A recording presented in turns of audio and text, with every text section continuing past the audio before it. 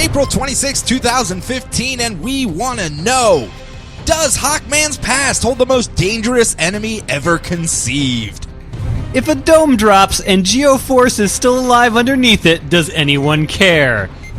All this and more is coming up next. It's week 3 of Convergence here at DCR. We rescue a world from mysticism and tyranny, and usher in a future brighter than anything we can imagine.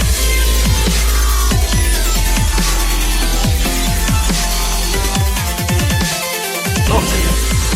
Up in the sky! It's a bird! It's a plane! It's Distress Citizens Radio.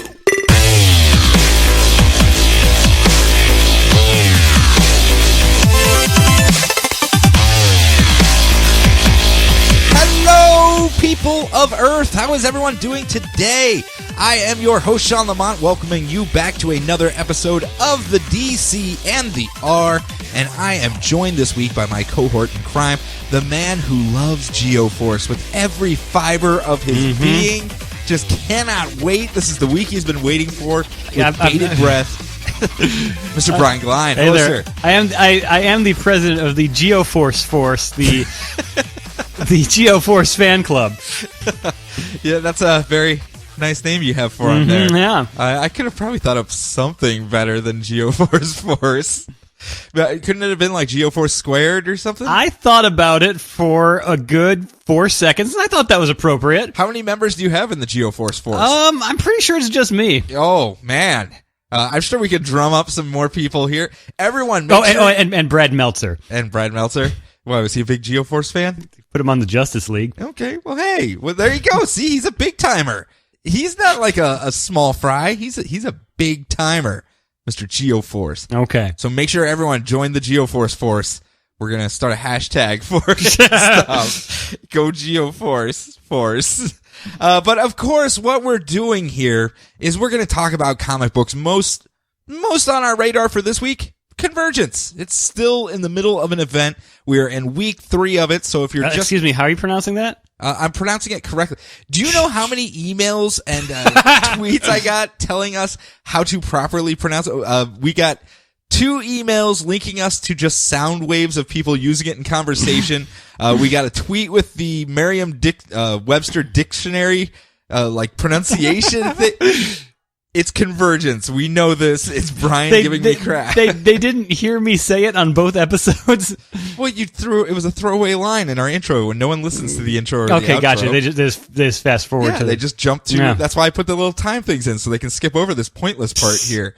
It's pointless. Man. But we are going to be talking about Convergence, the event that's going on in DC Comics. This is week 3. If you want to start from the beginning, you probably want to go back to week 1, right? Where in week 3, you go back 2, you're in week 1.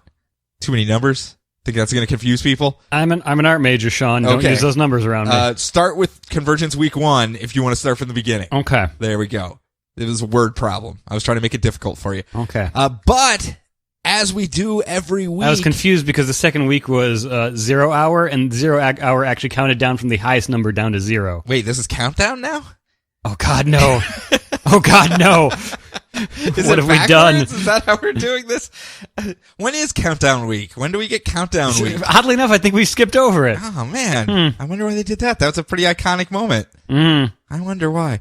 But as we do every week, when we talk about this stuff, Brian, what do we do?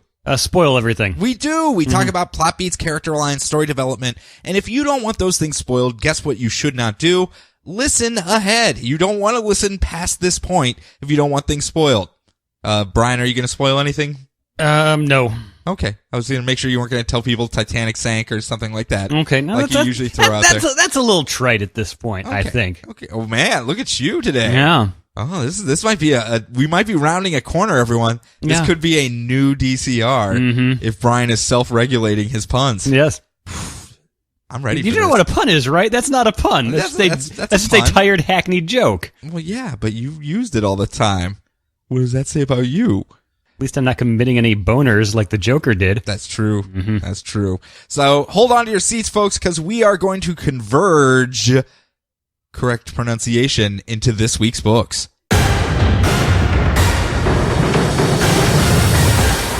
Top of the stack, Brian. The weekly. The Yeah. main event book. The main event. Da, da, da, da. We're dealing with Convergence number 3 here this week. Should we get ready to pay Michael Buffer a lot of money for saying his catchphrase? Did I actually finish it? No. No. I didn't. All right. I owe him nothing. All I owe right. him nothing. But this week we have been following, actually the last 2 weeks, we've been following the misadventures, is probably the correct way of saying it, of the survivors of Earth 2, Brian's favorite characters right behind G-Force. Or Geo-Force. Yeah. G-Force. They make graphic cards too. I think G-Force were the urban spy guinea pigs from one of the worst Disney movies known to There you mankind. go. There you go. But we've been following Valzad, Alan Scott, aka Green Lantern, Jay Garrick, aka Flash, and Yolanda Montez, aka Animal Girl? Animal Girl-ish thing. She was Wildcat in the old continuity. She's been an Avatar of the Red over on Earth 2. Of course, Earth 2 is gone now, so now she just has claws. Wow. Wow. And they have added a new character to their little cadre, and that is a man by the name of Deimos. John Stamos has joined their group. Meepos? Yes. It is Deimos, right? I think so. Okay. I think that's how they said it in the cartoon. Yeah, I don't know. I haven't not seen that episode in so long. But Deimos is the surely good guy who the others saved from a bunch of brainiac robots because they've been trapped on this little war world type place, this arena, some might say, where they have to do battle all the time. And they saved him from brainiac robots that were trying to bring him in. And as they are all having a conversation, guess what shows up and attacks them, Brian? Man-bats? No, more brainiac robots. He had a bunch of them. They were on wholesale. He went to Costco, just got the bulk pack of robots with 2 T's, robots. And he's making sure he gets some use out of them. Yeah. And they end up fighting off all of these robots, thankfully, with the help of their other 2 comrades who had gone off solo to find some reinforcements, and that is Dick Grayson of Earth 2, Father of the Year, as well as Batman of Earth 2, Thomas Wayne. And they show up in the new Batmobile that they just borrowed from his son? Kind of. His alternate reality son. Well, I suppose this did confirm which Batman it was. Yes. Because he got the awesome flying Batmobile, which is the best Batmobile. And he has it, and he shows up and starts shooting missiles all over the place, and they end up saving the day. Yoop-de-doo! And Deimos then tells them, well, guys, I hate to be the bearer of bad news, but Telos is as much a prisoner on this planet as we are. Plot point. But the one thing that he is afraid of lies deep underground, and I plan to lead you guys there so that we can finally fight off this Telos guy planet thing and hopefully win our freedom.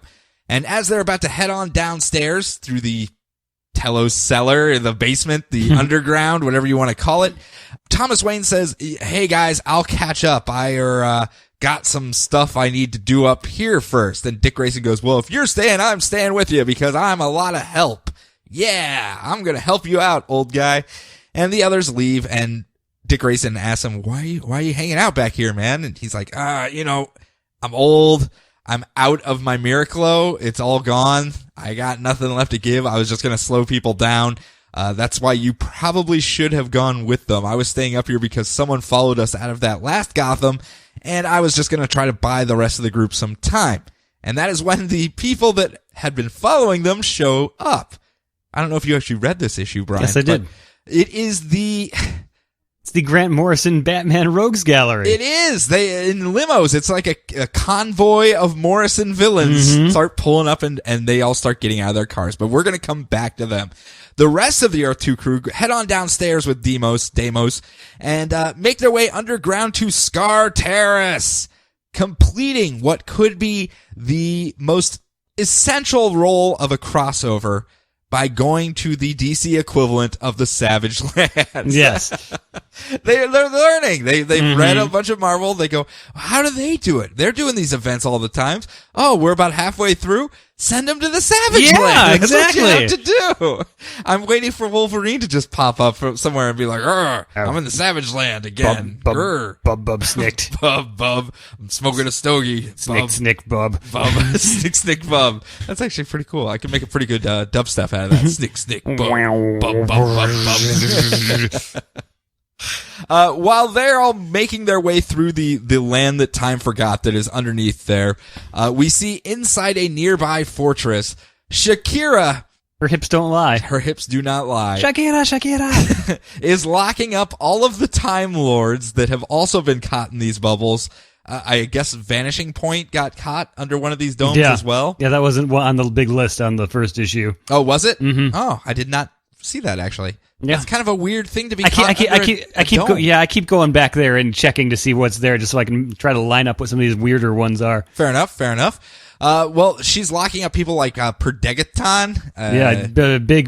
Big time Legion enemy? Justice Society enemy. Okay, gotcha. And Monarch, who's Hawk, or is that Captain Atom, or is that? That's a darn good question. Wasn't that the whole like big event was leading up who is the Monarch, and everyone figured it out, so they just last minute changed it at the end? I think it was supposed to be Captain Atom, but it became Hawk, and then in a later thing, I think it might have been Countdown, they just made it Captain Atom instead. I don't know. Okay, fair enough. I just remember him being a confusing character, and I looked him up because I was like, okay, Monarch, I know he's got some weird thing with him, let me try to break this thing down. Okay, I'm not even gonna try. Yep. He uses a bunch of different people, and there's a whole bunch of stuff that surrounds him, and he's just another time guy. He can travel through time. Armageddon was his thing, right? Sure. So anyway, let's move on. Meanwhile, Telos is dealing with another city that refuses to fight. In this case, Kandor, the bottled city of Kandor. And they are the hipster city. Pfft, we were the first ones, man. We were bottled way before it was cool. And Telos actually shows up and he's like, guys, come on. You've been in this bottle for how long? You know how this works. You have to go out there and fight the other cities. They're like, we don't gotta listen to you. You're not our bottle keeper, man. We're totally our own people. Get out of here, Telos. Yeah. Now, pardon us. We've got to go put some birds on some things. Speaking of birds, we put a flame bird on it in Kandor. Flame Bird and Nightwing are both there. The original Flame Bird and Nightwing. The Nightwing who gave Nightwing the inspiration to take that name. Okay. Was there actually a mission where Nightwing or Dick Grayson ended up in the bottled city of Kandor? The way I heard it was that he took the name because it was sort of he was the Robin that got to hang out with Batman and Superman all the time. They were the ones that were pals. So like Superman, baseball. Yeah, so Superman go bowling. Yeah, exactly. So Superman would tell him stories about great Kryptonian heroes, and Flamebird and Nightwing were one of them. And he's like, oh, Nightwing. It's like, well, Night for Batman and Wing for Superman. Hey, I can use that. Also, Robins are birds and have wings. They're birds. Then we put birds on things. Yes. So we're gonna be Flamebird Wing. Flamebird Wing would have been a much better name. So anyway, Telos unfortunately just feels like he's herding cats right now. He's like, guys, get out there, fight. And they're like, no, and they start shooting at Telos, and he unfortunately has to make the hard decision, Brian, and he eliminates the bottled city of Kandor. Aww. Another one falls, Brian. Poor Simon and Garfunkel getting a lot of play recently. I know, a lot of play. So let's go back above ground, though, where the Morrison villain caravan has pulled up, and all of the people, Dr. Hurt, Professor Pig, who else we got? Hello, Flamingo. Flamingo, I'm sorry. It's in capital letters in my notes even. Yes. I was getting there. They all jump out and they go, hey, look, a Batman. Awesome. We've been hunting them all down and killing them. He's not our Batman, but hey, we're just going to kill them all as we find them anyway. And they all start jumping on top of Thomas Wayne as he shoves Dick Grayson away. And the final act of Earth 2 Thomas Wayne is detonating himself to kill all of the Morrison villains in one fell swoop, which I was actually kind of sad about. Yeah. To be honest. Not really because I was that attached to Thomas Wayne, because he is a very gruff and not a very nice guy. He's been softening in the last couple issues between this and the final issues of Earth 2, but he still wasn't very likable to me whatsoever. But the dynamic of a Dick Grayson that has no training and the ultimate grizzle Batman who lost a son in this case and not a father.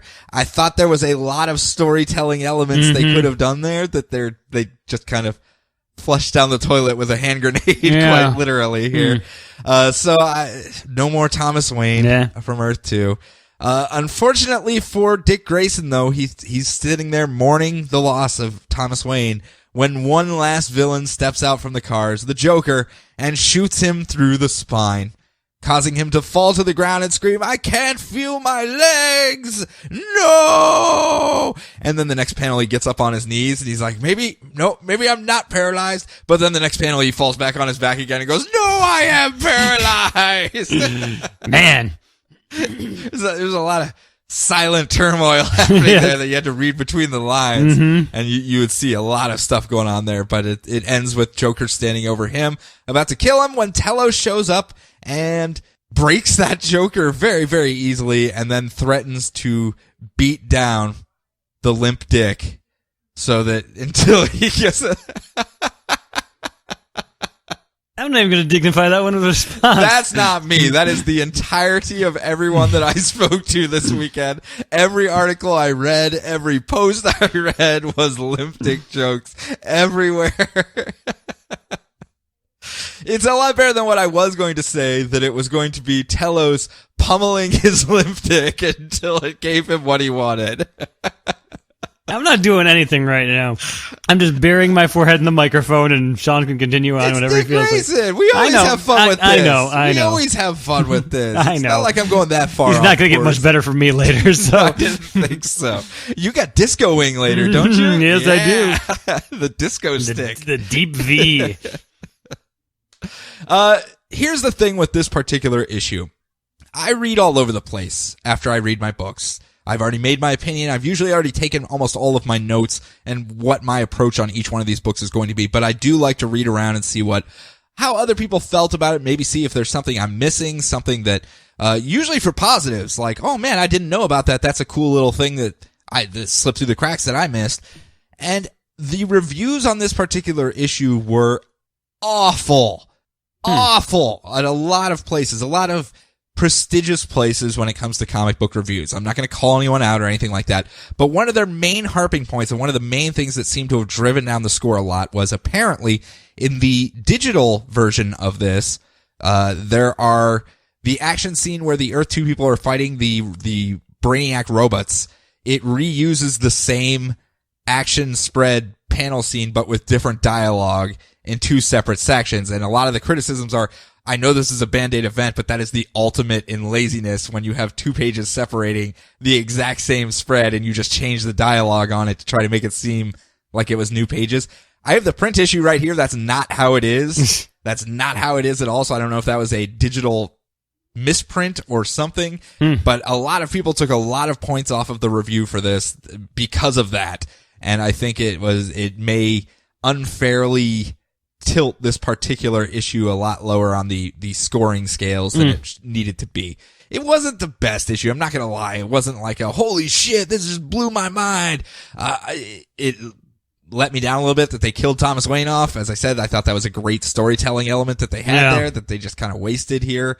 And I'm all for character deaths. I mean, that's how you get drama. If no one dies, and especially in this high danger type situation, there's especially really nothing. This high danger type situation that can just be erased later on. Well, there is that too, but yeah, I guess maybe I shouldn't pound that too much since it is pretty much ephemeral, and they can just go whatever. That was over there. Here's over here. Galactiac shows up and says, "I'm sorry, my planet was behaving badly. You can all go back now." My bad. Everybody go home. Here's a free drink ticket for the next time you come. I'm sorry, I'm sorry, everyone who liked Professor Pig. He's back now. I just wanted to get that out there so that people, if they were trying to make their decisions based off of reviews that are going around, make sure you read the review to see if that's why it got dinged so badly, because as I said, it was a lot of very prestigious sites, and they railed on that particular issue about the laziness of this event, using that as their prime example, and it wasn't valid, maybe? I don't know. I don't have the digital issue. If that's the case in the digital, I'm sure it was a mistake. Okay. So moving on. Oh, going on to me? Okay. Yeah. Convergence. That's right. I'm turning over a new leaf. That's right. Wonder Woman #1. Larry Hama and Joshua Middleton. Really? I haven't seen him in a while. No. I guess he's been working in animation. Oh, okay. Looking around things. Just poking around. I just went to his website, making a move. He's just like, hey, yeah. Basically, you see his last few covers he did, then you see a bunch of stuff from the Green Lantern animated series. I'm like, oh, he must be working in animation now. Oh, I like that show so much. It was very good. Yeah. After you forced me to watch it, I was very happy after. Because you only watched the first episode or two, and you're just like, not really. And then my it turns style. into like an HBO series for kids. Yeah, it does. It gets insane, especially by the second half of the season there. Yeah, all that continuity and things paying off, and you caring about the characters. It's like the opposite of the Marvel output now. It's the caring about the characters that aren't even in the books. Oh, yeah. That you're just like, these are the characters I want to... Go away, Hal Jordan. Go away. Yeah, I want to follow these I want to know everything about Aya. Thank you very much. Yeah. Get out of here, Kilowog. You're ruining everything. Guy Gardner, go. You sound like Batman now. This is very get uncomfortable. Out of here, Guy Gardner. Yeah. All right. But we're talking about Wonder We're talking about Wonder Woman now. We're talking about white pantsuit go-go boots Super Wonder Spy? Woman. Super Spy Wonder Or was Woman. that Diplomat? I think it's Diplomat Wonder Woman. Yeah, because she's going off to do her diplomating. Yes, at the Diplomat. Yes. Where you wash clothes and listen to Diplo. Yes. Wonder Woman and Steve Trevor, not Steve Trevor. Steve Trevor, I like the Steve awesome Trevor. Steve Trevor, Yes. are busy being a perfectly normal couple in Gotham for some reason. Why were they in Gotham? I don't know. I guess they were doing some diplomating or something. Yeah. I mean, you could diplomat things in Gotham. Mm-hmm. They got tons of diplomats. They've got the DC United Nations in Gotham. I'm sure nothing could possibly go wrong there. No, ever. Yeah. So he's doing civilian military stuff, and Wonder Woman is busy wearing just a lot of white after Labor Day. I don't know about that. Pretty gauche. Mm-hmm. Pretty gauche. And hanging out with her old pal Etta Candy. The skinny Etta Candy, not the fat Etta Candy from back in the day. It was called Etta Candy because she ate a lot of candy. Really? Mm-hmm. Is that for real? For real. Wow. You look back at Golden Age. Hey, maybe we'll see her if a Golden Age Wonder Woman shows up. Wow.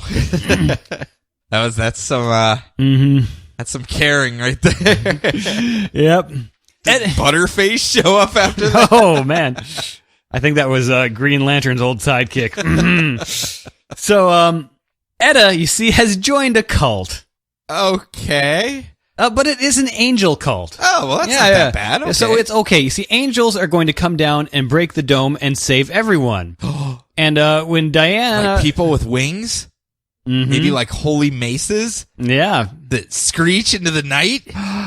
Maybe, but we'll... Just hold on. Okay. Just hold on. Sorry, I was getting a little antsy there. You're getting ahead of yourself with what you're doing. So, when Diana raises some questions about the cult, they call her a witch and bonk her on the head with a staff. Oh, well, I mean, that's a pretty reasonable response for a cult. Yeah. Mhm. So they rummage through her stuff, notice her Wonder Woman costume, steal... She's a cosplayer! Yes. Beat her! Burn the witch! And then they steal all of her stuff. There's a running gag of people constantly stealing Wonder Woman's tiara in this. That's kind of fantastic. Okay, it's just in this. I wasn't sure if they were referencing something because everyone gets a shot at wearing that tiara. Yeah, I know. seems. I don't know what the deal is. Like the cleaning lady is wearing it at one point. Yes. Just like, oh, a tiara. I think it's just It she's looks not good. really Wonder Woman until she's got the whole costume on and it leads up to it. But anyway, and then the domes come down and winged creatures come down through it. The cult welcomes the angels to them, and they are promptly murdered because they are vampires. Oh. Batman villain vampires from the Red Rain Gotham. Tisk. So many Gothams on Telos. So who do we get? Like Poison Ivy, Like Poison Ivy, Catwoman. and Joker. Riddler, I believe. Was Riddler there too? I think Riddler was there, yeah. Okay. Yeah. So, But vampires. yes. So, Blah. Blah. they don't go blah, blah, blah. Was the spookiest vampire there? Who is the spookiest vampire? Did you bet it? Oh, no, he was not. Oh. He was not. So Wonder Woman comes back, super ticked off. Trevor came to join her, and they punch out some vampires. But one made off with Etta, and Wonder Woman comes to the final page and sees that Etta has been killed and had all of her blood drained by a vampire Joker. As well as it seems like Steve Trevor gets eaten by vampires too. Because he's sitting there and he says, go on ahead and save Etta, I'll hold him off. And he starts shooting at them, and then the other cult members arise up as vampires and swarm him. Well, we don't have any finality yet, so... They can't kill Steve Trevor. I know. He just came back to us. C. Tates, So you gotta soon. live forever. Yeah. You gotta live forever, C. Tates.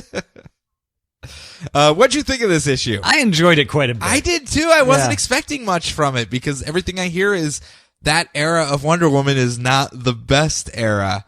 Maybe not like all of the runs, but you don't really hear too much coming out of that era of You Wonder don't. Woman at all, really. You see people like to draw her in the costume, and that's about it. Yeah. So Like, I they was gave just her they gave her that white jacket in the current run. Yeah. But I was just, I don't know. I was just kind of expecting bland, maybe, I think. Yeah. Just generic. And this one was pretty fun. They told a fun story. Yeah. And the And dynamic the Steve diplomatery was barely there. So. Trevor, yeah. And Steve Trevor and her were very fun to. Yeah, they were a fun couple to hang out with. I was surprised. Weird. Not what I was expecting. No. And the artwork was gorgeous. Yes. So next up, I got Len Wein doing Swamp Thing. Huh. He fights everything. Mm-hmm. Everything. We actually get a quick recap of his history being Dr. Alec Holland. His research is sabotaged and he ends up falling into a swamp on fire, doused with his weird plant chemicals that he had, and becomes the Swamp Thing. One thing of note in the retelling of this history, though, it looks like Len Wein adopts the Alan Moore changes to his original origin, and that he is actually just a plant that believes he is a man instead of the man turned into the plant monster thing.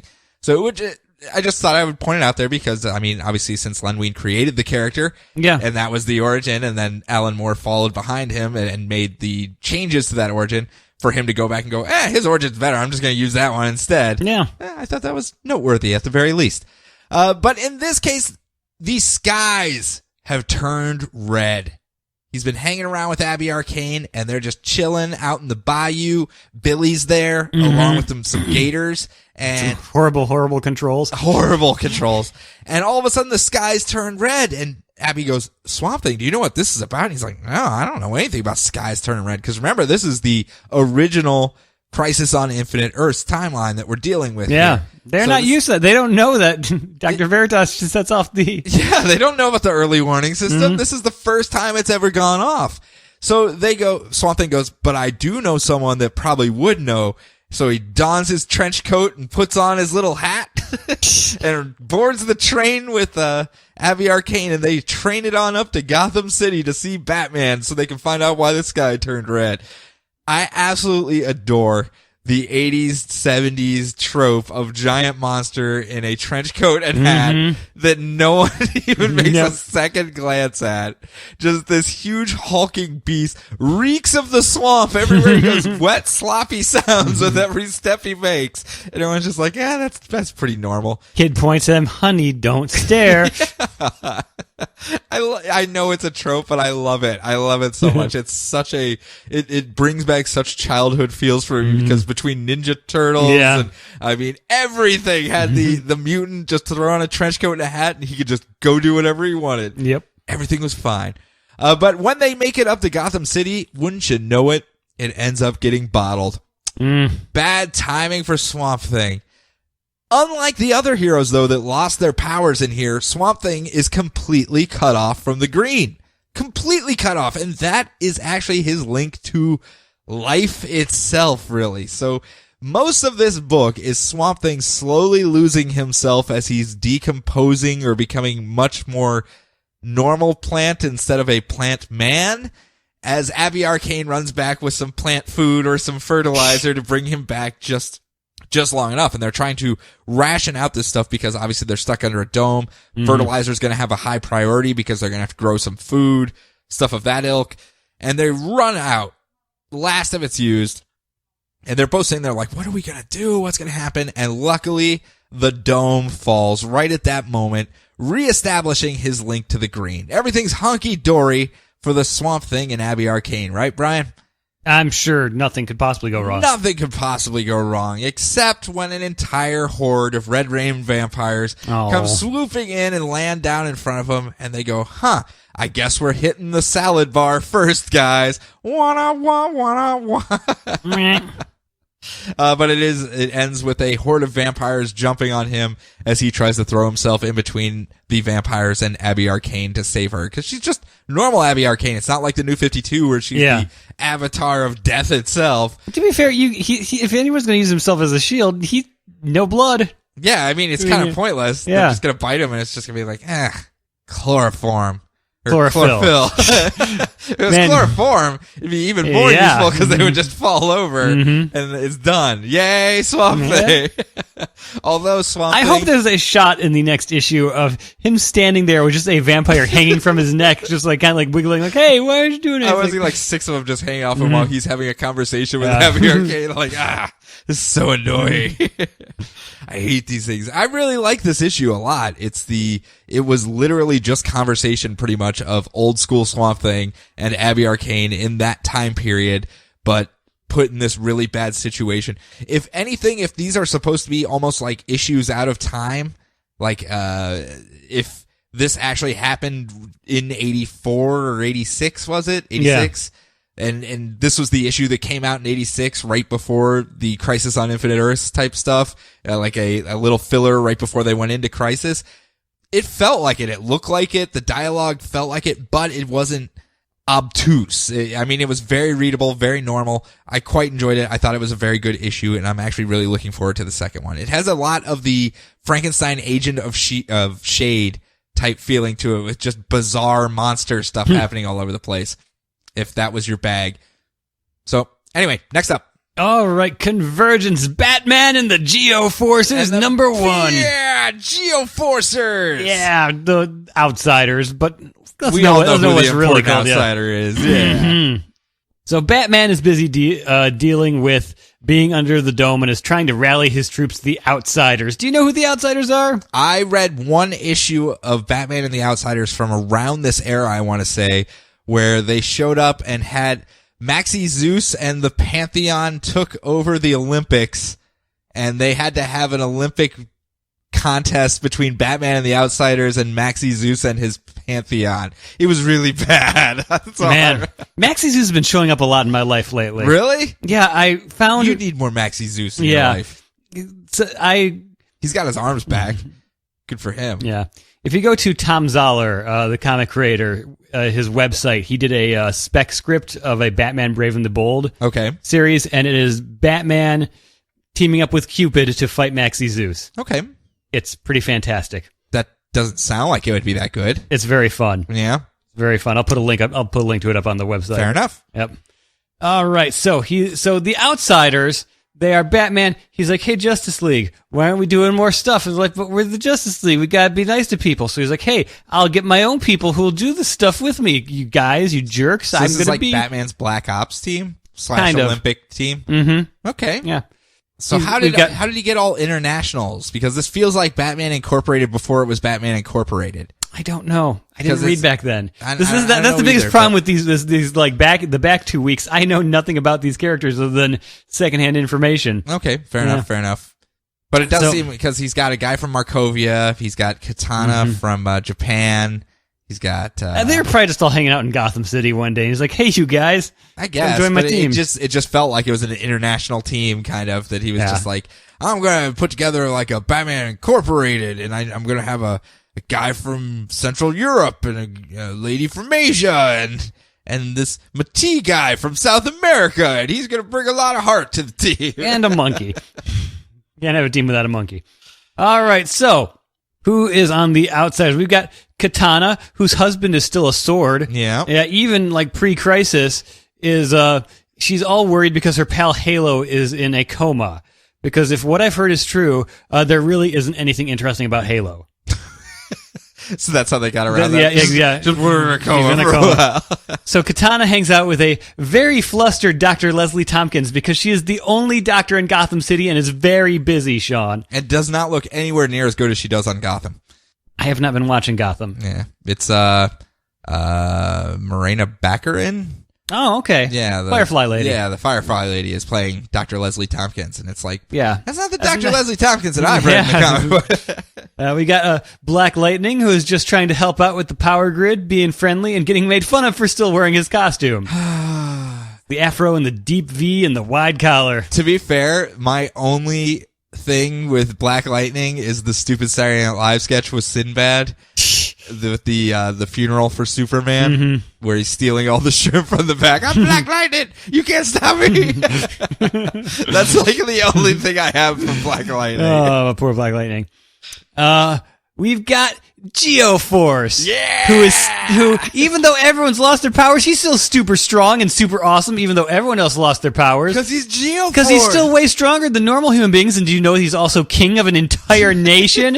And everyone loves him, and he's just so awesome, and oh god, I'm just gonna start choking on this vomit that I've got rising up in my throat. He's got the worst costume ever, Jesus But he's Christ. got a big GF on his It's the chest. worst costume ever. Oh, And he's yellow, so people can see him coming. yeah. So, I'm a king and also a superhero. I'm very relatable. And my sister is Tara, who just betrayed the Teen Titans. I've got all the same powers as her and more, so I'm even better. Also, I'm a king. Have I mentioned that? So, Rex Mason, Metamorpho, is back to normal and is not a freakish yet groovy chemical monster, so he gets to have a normal life with his girlfriend, billionaire heiress Sapphire Stagg. Okay, well, see, it's not all bad for everyone. No. And then the domes come down, and everyone's powers come back, and Halo is awake, and Metamorpho is a chemical monster again and burns his girlfriend. Oh, wow. And Geo-Force is back, and he can fly on top of having earth-moving powers? What's up with that? And oh no, Omac... He uses the current from the Earth. Yeah, to push like the him magnetic forces or something. I don't know. I was trying to come up with a reason. I'm like, why am I trying to justify Geo-Force? So, and oh no, on top of all this, Omac is attacking with commandy monsters. Roar! No! Roar! Was he leading an army of Kirby dots behind him? No, he was not. They were just Ben-Day dots? No dots at all. No dots at all? Just creepy monsters wearing hoods and stuff. Okay. Omac looked awesome. Yeah, he did actually. Yeah. He really looked awesome. Good job, Carlos de Anda. But he didn't have the giant fin. He had the mohawk. Well, I know, but it wasn't the giant fin like Well, this the is modern day classic one has. mohawk. You know. Well, I mean, it's not the same. Okay, I'm I sorry. prefer the giant fin myself. Okay. I understand we're paying tribute here. Helps but him retain heat in the Helps sun. him retain- Is that what it's for? Yes. He puts it up as a sail to gather heat. Okay, that's now I know how Omacs work. Yeah. Thank you, Brian. I feel like this is Animal Kingdom for the DC universe now. We have to be careful though. They could strike at any moment. Yeah. It's dangerous. What'd you think of Batman and the Geo-Forcers? Oh man, Geo-Force is so cool. Let's be fair. I know you hate Geo-Force. Yeah, That's why I gave you the book, so Yeah, you I know. can just wallow in your misery. Yeah. But It's almost as if the person who was writing this was very aware that, like, oh, well, this makes it's like Geo-Force. It's like Geo-Force himself wrote this issue. It's like, man, everyone's having a really hard time, but Geo-Force is doing great. It's like Geo-Force self-insertion fan fiction. It's like, oh my goodness, Optimus Prime. exactly You need my help to save the world? Okay, I'll do that. Oh, I'm a robot now too, and I'm better than you. You're gonna let me be in charge of the Transformers? Thank you, Optimus Prime. I'm Geo-Force. Can I be king of Cybertron as well as Markovia? Oh man, yeah, that's exactly what I got when I was reading it. As far as that vibe, that it was almost like Geo-Force himself was just going, I'm the best thing ever, guys. Didn't you know that? You don't want to read about Batman. Look at me lifting up this entire cement truck by myself. I have no superpowers. They must have misprinted this. This is supposed to be Geo-Force in the outside. Yes. But apparently, typo. Don't worry. It wasn't me that was doing it. That's why there was mistakes that happened. Yeah. Oh, that makes me laugh so hard. Oh, You okay, man? Can you go on? I was watering. Eyes were watering a little bit there. Success.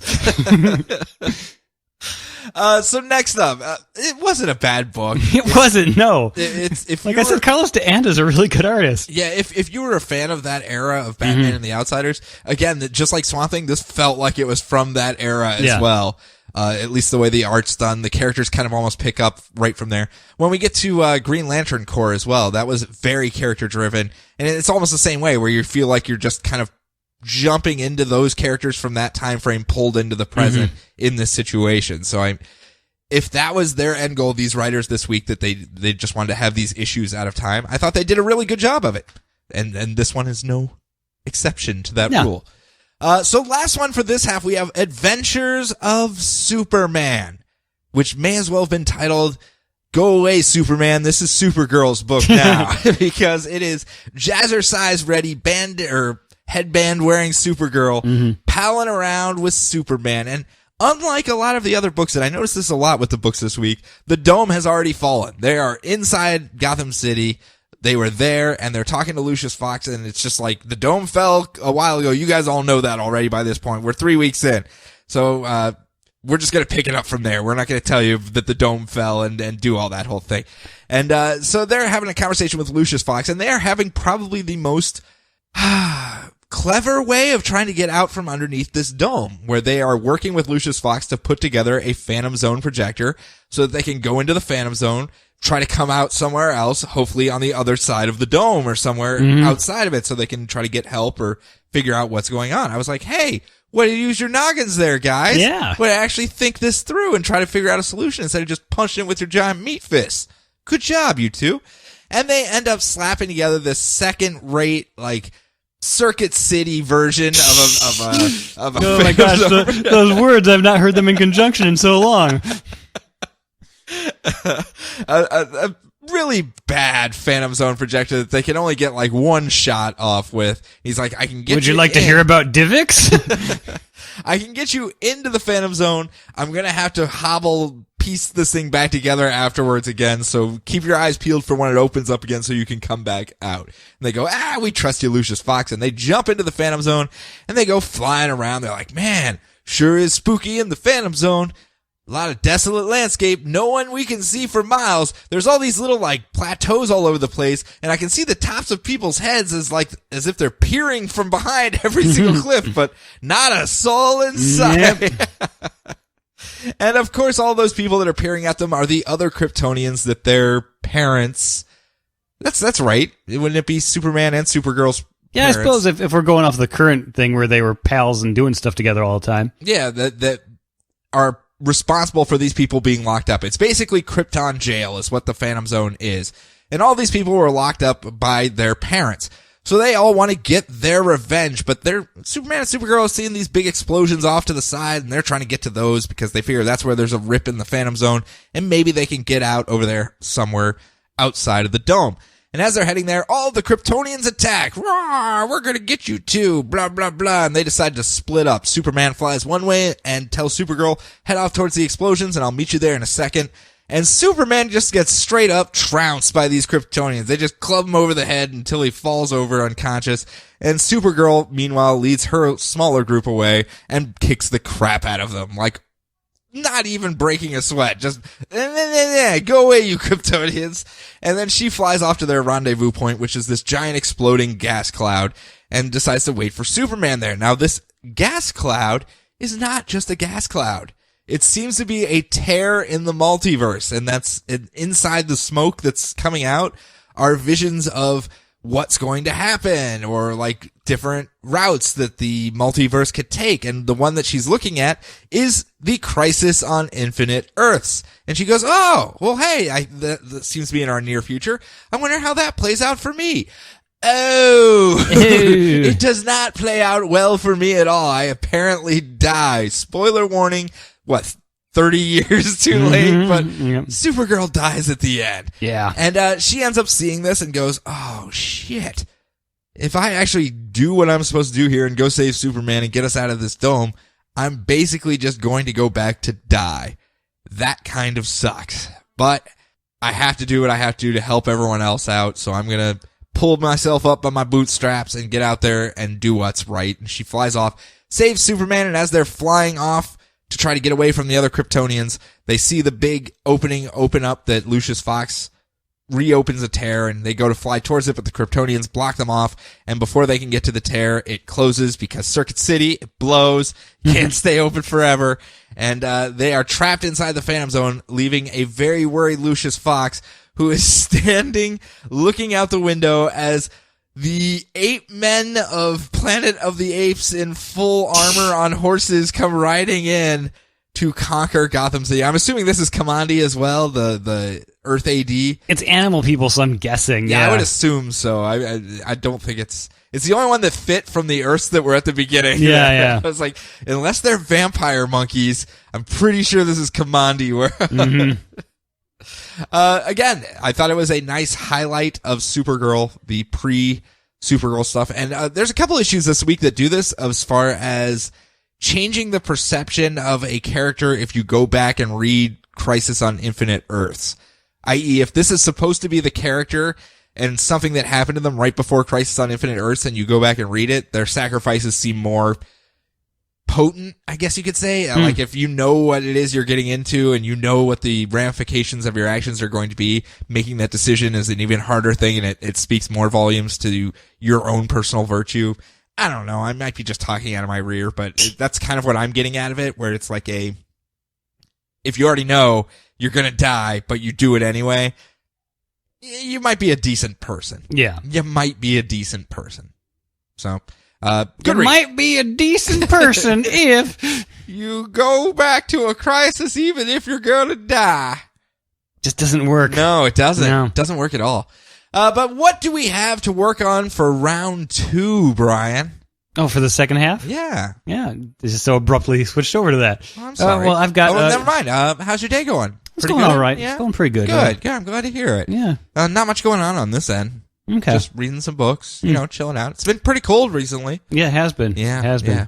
You know what else is cold? What? The second half of the show. It is. It is. It's ice cold. Ooh. Colder than the other side of the pillow. So what do you got coming up, Brian? Was that better? Much better. Okay, there we go. Okay. I've got Convergence, Green Lantern Corps, New Teen Titans, and The Flash. Isn't it old Teen Titans?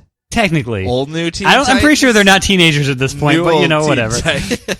And I personally have my own little repertoire of things coming up because I have what could possibly be the greatest title ever given to us. I feel like the clouds have parted, the sun is shining down upon me as we cover Hawkman, Yeah. Superboy, and the Legion.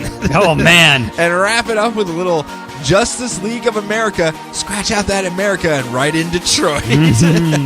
So hold on a couple seconds. We're going to take a quick break, and when we come back, we're going to go through those books.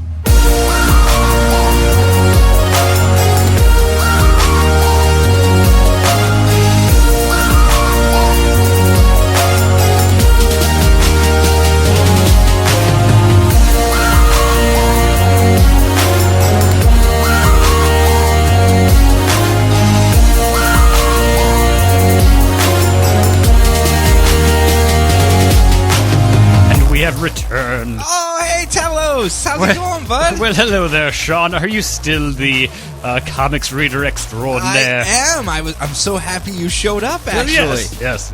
You've been popping in after each break. I wanted to ask you, how are things going with this whole Convergence thing? They are going good, but I am having one problem. What's that? The Convergence is going very well, but the Converge dance is not going very well. Converge dance? Yes, I'm trying to get everyone to start doing the Converge dance. It worked so well for Steve Urkel before I figured I could do it myself. Oh. Yes. How does the Converge dance Well, go? you see, it's just a jump to the left. No, that's the time warp. And then I step to the right. No, I'm pretty sure that's the time warp. But then you have to start doing the Charlie Brown, and no one seems to understand what that is. Have you gone to Electropolis? I have not, no. They might be able to help you. Oh, no, I think I blew them all up already. Oh, man. Oh, goodness. Oh, this Convergence thing. Do I have egg on my face? Well, thanks for popping in, Telos. All right. We'll check in with you next week to see how things are going as well. No problem. Telos away. Oh, hey, Sean, how's it going? Hey, I was Brian. just using the restroom. What's going on? I'm so happy you just missed it. Telos. Oh, man, He's been again? stopping by just to fill us in on how this whole Convergence thing's playing out for him. And, man, he's having a go. He's having a go with this thing. He's quite enjoying it. That's good to hear. Putting him in the limelight where he deserves to be. So we're in the second half of the week 3 of Convergence, and I'm going to start us off with a little title known as Superboy and the Legion of Superheroes. Yeah, because this doming thing that they're doing, it pays no heed to time or space. No. It goes where it wants. It does what it wants. You don't know it. No. You don't know these domes. do what they want. See the All Domes episode of Maury Povich. You are not the Dome Father. Oh! But in the future, the 31st century, 30th? 31st. 30th? In the future! In the far future. There is the Legion of Superheroes, a group of superheroes who have taken on the mantle of trying to make the universe a better place by following the example of Superman and the heroes from our time frame. And Superboy, in this era, around the Crisis era, or at least just before it, used to always go and visit them. He was an honorary Legion member, and he would just pop in from time to time and be like, hey, Legion buddies, how's it going? Have some raging keggers in the future. Yep. Future keggers! And he'd hang out with the other teenagers, and they would all just have adventures, and it was a good old time. So he went there to just blow off some steam for a weekend, and then the dome bottled them up. Future Metropolis got put under a dome, so it's Superboy / Man. It seems to be at this weird split thing. Okay, answer me this question, Brian. Okay. And you may not have an answer. Yeah. Superboy in the Silver Age, was he the adventures of childhood Superman, or was he the Superboy, separate character that we knew? It was the adventures of Superman when he was a boy. Okay, I just wanted to get that straight yeah. because I wasn't quite sure if that was a separate. And I said, one of the first Superman stories I ever read was him when he was older, and all the Legionnaires come back to his time, and they're like, "Why don't you remember us? We had so many adventures together." Okay, fair enough. Because I know, Wonder Woman, they jacked that all up, and that's why Donna Troy's around. Yeah, because they had Wonder Girl and Wonder Woman and Wonder Tot, and it was some. Ooh, wow, that's a lot of. Yeah, and they assumed it was going to be just going to be, okay, Wonder Girl is the adventures of Wonder Woman when she was a girl, and then someone put them all together, and they were like, uh-oh, now we gotta actually, whoops, do something with all these characters, and hence Donna Troy and stuff of that. And that worked out. And everything worked out perfectly fine, and no one was confused. Rainbows and puppies moving forward. But in this case, Superman boy is having some problems. He doesn't like being trapped there. He's been there almost a year now. He just misses his parents, and he misses his dog. And he's just almost crying in a corner practically. But he's the only one holding the city together. He keeps giving rousing speeches every morning as everyone wakes up good morning, Metropolis. It's I, Superboy, just here to say, keep being awesome, Metropolis. Yeah. I miss my puppy. Takes his hands off the button. It's oh my gosh, why? So he's doing his part. That Futurama episode was on again last night. I don't know what I can do. But luckily, he's not alone. He has the entire, most of the Legion of Superheroes there at his beck and call, and they are all doing their part. Colossal Boy and Ultra Boy, they're trying to bring that dome down. They're out there just punching it for a year now, apparently, just punching that dome. I'm going to do it. I'm going to break that dome. And I'm assuming Invisible Kid also there as well. Yes. Meanwhile, Sunboy, and I'm also assuming Invisible Kid, are helping keep... Which one? All of them. Okay. They're all there. They're helping keeping the power grid up and running using their invisible solar powers. And in the med bays, Shadow Lass and actually Invisible Kid are there helping people out. And I just had this mental picture of Invisible Kid volunteering for all of the groups. I'll help you out. You may not see me, but I'm Invisible Kid. I'm totally there helping out. Such a good helper, Invisible Kid. And meanwhile, he's back in his room playing Xbox or something the entire time. So good to be Invisible Kid. I do whatever I want. Like these domes. So anyhow, as they're going around, they're barely keeping things together. Superboy's getting kind of close to Lightning Lass. They've been hanging out for the last year or so. And would you say that sparks are flying? Sparks are flying. Oh. Did you actually read this issue? Yes, I did. Okay, I was gonna say that's a little too close to home. So, they go down to visit Brainiac 5, who's down there trying to figure out a way out. And something about these domes seems so familiar. What is it about these domes? I can't figure it out. It feels like I should know something about bottling cities, being Brainiac 5, the far distant relative of the modern day Brainiac. Why can't I put my finger on it? Brainiac, come on, man.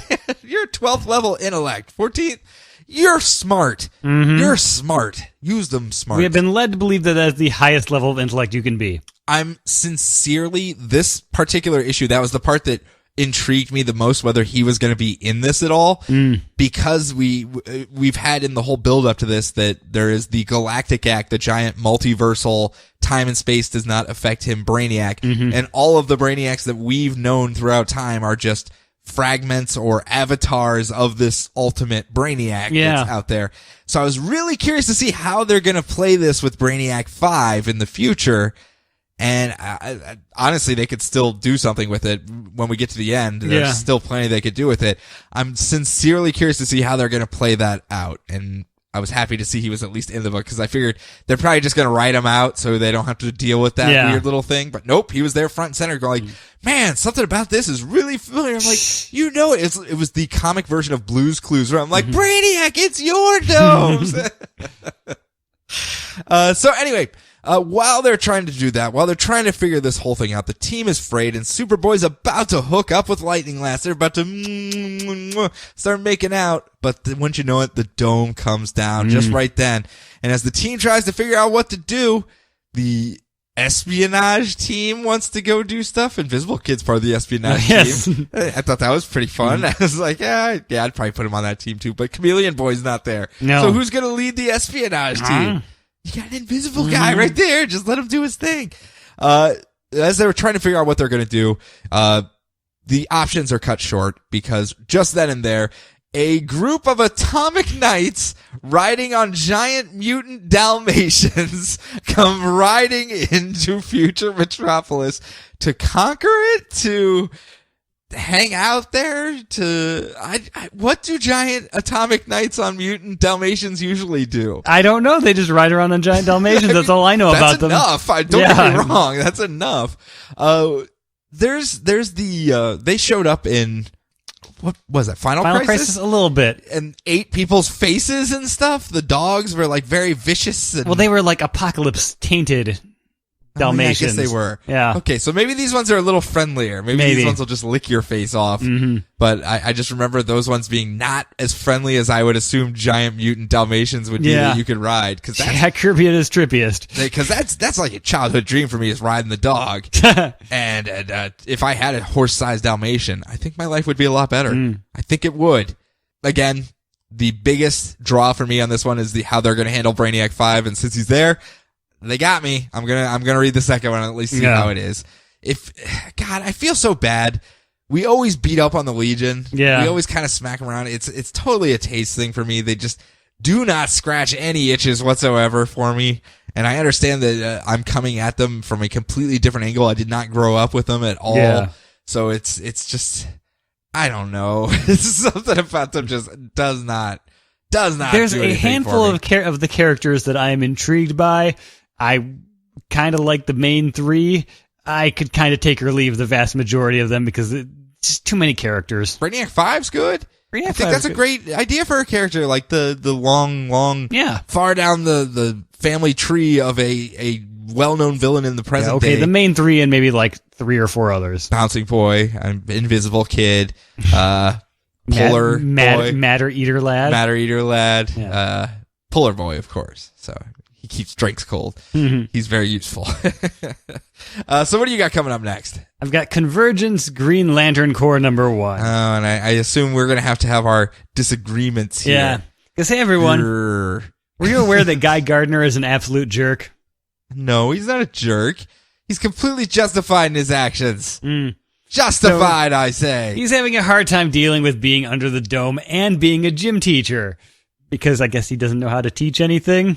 Well, that no one wants to be him when all the kids are choosing who they're going to be. Yeah. And then they decide to be the guy that almost killed him and tortured him for many, many years instead. Yeah. It's his trigger warning. Sinestro's his trigger warning. He should have warned these kids. Don't be Sinestro on your playground games, your reindeer games. Also, he's losing his benefits because he's not volunteering on top of being a teacher? What was that? Deadbeat Guy Gardner. I guess. No, I mean, again, that's the world building stuff for me, where if you don't work, how you don't living under the dome works. Yeah. I like that stuff. I know you take it or leave it on some of it, on at least how it's done. Yeah. But I thought that was a nice little touch. Yeah. Screw you, hippie. Okay. So he goes and complains about his life and how he was lobotomized by Sinestro and how Hal Jordan tried to marry his girlfriend while he was in a coma. Well, yeah. To Dr. Leslie Tompkins, who has to give psychiatric help as well as medical help because she's the only doctor in Gotham City. Whoops. So he goes and sees Carol Ferris to find Hal Jordan, and he dumped Carol Ferris because Hal Jordan. Well, because the dome fell and he became... No, the dome came down. Well, yes, the dome came down. The city was bottled, and he became transfixed almost to a ridiculous degree that he had to be the one to save everyone and get the dome off of the city. That's the whole thing. He's so focused, that's his weakness. Yes. I thought that was good. I thought he was because he's just going off to find even more ladies. Like, oh man, we're trapped into this dome. It could be the last night on Earth. Man, what a shame. What isn't it? He is like the Captain Kirk of the DC cosmic stuff. Like, oh, green ladies, what's up? Carol, man, I've got this great opportunity. I've got to go. Didn't you say like it was like 6 days before he left? It was. Yeah. I can't be held down in this dome. Cage of free bird, man. So he then goes and sees John Stewart, who is all, oh my God, guy, I was just a fill-in Green Lantern. Just let me be an architect, all you crazy people. I don't want to deal with any of this garbage. John Stewart was my favorite part of this. He's like, oh my, just let me build my buildings in peace. For the love of God, you crazies. It was like the best day ever for him, though. I mean, he got to leave behind the Green Lantern Corps, focus on the architecture stuff that he wanted to do, and half the city was destroyed by a giant dome coming down on top of it, so there was plenty of building to do. Yeah. I mean, really, it's like a field day for him, and all these people keep showing up going, hey, you were a Green Lantern? He's like, no, I'm an architect. Yeah. And then he finally gets to Hal Jordan, and they have an angry slap fight and break each other's stuff. And then the dome drops, and Hal wins the ring tug of war and goes off to be Green Lantern. So Guy Gardner sports masters up and grabs every single thing and like umpires, like chest protector and crap he can throw on. And a leather jacket. And gets his Casey Jones like hockey stick. Yeah. Put into his he's gonna go fight the Foot golf Clan. bag. Yeah. And he goes after Hal to hit him with a baseball bat or something. Well, no, he's gonna save everyone else. Oh yeah. He's a hero. Mm-hmm. You didn't like this one, I did didn't you? care for it, no. Was it just because there wasn't much in the way of action, or? Not much in the way of action, and I feel like I've seen mopey Guy Gardner for the past however many months in the Red Lanterns and everything. Yeah, but I think those are two different things, too, though. Yeah. I mean, if you would have been reading the stuff that he was going through, you can't say that's not justified for him to be mopey. Oh, I know. He was lobotomized while in the coma recovering. His best friend / cop partner tried to steal his fiance, and then he woke up and lost his powers and was locked under a dome. I'd be a little ticked off too, a little bit. I'd probably be drinking a little bit of Thunderbird underneath the bridge overpass probably at that point. Me and Arsenal and Guy Gardner would just be like, man, and the dead cat. Yeah, the dead cat. Dead cat. We need the fourth to play poker. I mean, Worst euchre partner ever. Worst. Makes you go it alone every hand. But yeah, I kind of enjoyed this one. I thought it was a decent, again, character study underneath the dome, more of how these characters would react in a worst case scenario than a, oh no, we have people, because they didn't even show an opponent or who they was kind of come and invade them or anything like that in this issue. There was no atomic knights or monkey people. That's kind of why I came into Convergence Force. Maybe I just want to see Guy Gardner, use a turn into the warrior. Turn into the warrior. Maybe at this point just use a croquet mallet to knock Sugar and Spice around. I don't know, Sugar and Spike, whatever their names were. Whatever. Rose and Thorn. Wasn't that one too? No. I'm talking about the crazy cartoon stuff because they have their own city and I'm waiting for them to show up. Okay. Touche. But in the same vein of Superboy and the Legion of Superheroes, again, there are certain characters that I feel that we, as people that read all of these books and try to recap them, that don't quite gel with us and maybe didn't get a fair shake. It's entirely possible. So many books, some of them just run off of our backs like water on a duck's back. It's also the creative team that's on them at the time just may not gel with our styles, etc. Yeah. And these characters may not get much more other airtime. So in that vein, I thought I would approach this next book with a little more gusto, maybe a little, come at it from a different angle and just try to not oversell it, but just hit it right at that right time and frame so that we can maybe paint it in a happier light. And in that regard, our next title is Hawkman! Hawkman! That's right, Bright, Hawkman! Hawkman! Hawkman! Soaring through the sky, can't you see him fly? Listen to his cry. Hawkman! That's right, everyone. We're going to be dealing with Hawkman here, and it's the pre-Crisis on Infinite Earths Hawkman because it's Shaira and Qatar Hall. Qatar! Who are... No bar tour. No bar He's tour. Qatar! They're Thanagarian space cops in this case. It's not the Egyptian. It's not the They're not the resurrection. space cops. Space cops. They're space birds. Well, and cops. Well, yes. Space bird cops. Yeah. And they spend half their time since they've been stuck under the dome fighting crime, taking down criminals left and right, Brian. They beat down a bunch of bank robbers like it was no big thing. Nothing at all. You know I got my pointed ball on a stick. You're going down. You know what they do on the other half of their time? Work at a museum, because museums are extreme! Extreme! Ben Stiller works here. It's super extreme. Look, it's the guys from The State and the pretty red-haired lady from Enchanted. They're all here, too. There's that funny British gentleman and Owen Wilson. They're really cool characters. They're kicking ass. They're taking names. They're flying around. They're teaching little kids shit about history. They're just going ape shit under this dome. They own this bitch. Some kids find an arrowhead in the dirt behind their house. They smack it out of their hands like, that belongs in a museum. Maybe. Okay, one notch below that, Brian. Okay, let's ratchet it down a little bit. They're not that extreme. All right. They're not beating up little kids for arrowheads. They're not beating them up, they're just smacking things out of their hands. Just Okay. one notch down. All right, one notch all right. down. They are actually just flying around having a field day. And when they beat up these bank robbers, one of them turns out to also be a Thanagarian, a member of the Shadow Warriors. Yeah, you know about the Shadow Warriors, don't you? They're warriors that live in shadows. Yeah, the Shadows of Thanagar. They're like a Thanagarian crime syndicate type thing, or majigger. And these guys find him, and he's like, oh, we're going to get you too. You may think you run this dome, but you don't. Yeah.